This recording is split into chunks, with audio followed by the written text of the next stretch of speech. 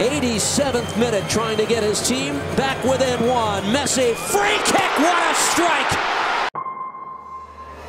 Major league সকারে টানা 3 match জয়হীন থেকে বেশ চাপে ছিল ইন্টার মায়ামি। চাপ দূর করতে আজ ফিলাডেলফিয়ার বিপক্ষে ম্যাচটিকে পাখির চোখ করেছিল তারা।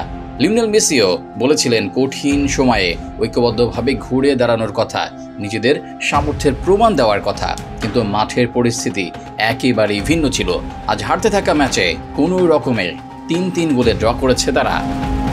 ফিলাডেলফিয়ার মাঠ সুবারো পার্কে প্রথমার্ধে 2-0 গোলে পিছিয়ে পড়ে মায়ামি। এরপর 86 মিনিট পর্যন্ত মায়ামি পিছিয়ে ছিল 3-1 গোলে। এমন পরিস্থিতিতে দলটি যখন আরেকটু হারের শঙ্কায় কাঁপছিল, তখন এগিয়ে আসেন মেসি। দুর্দান্ত এক ফ্রিকিক গোলে 87 মিনিটে মায়ামির হয়ে ব্যবধান 3-2 করেন আর্জেন্টাইন মহাতারকা।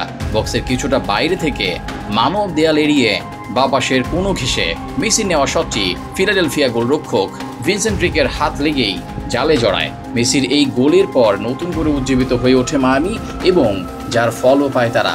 যোগ করার সময় শেষ দিকে তেলাস্কো সেগোভিয়ার গোলে সমতা ফেরায় মায়ামি।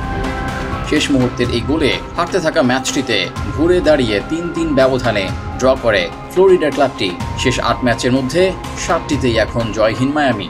এই 8 ম্যাচে সব মিলিয়ে দলটি গোল হজম করেছে 23টি। এমনকি এমএলএসেও এখন টানা 4 ম্যাচে জয়হীন মায়ামি।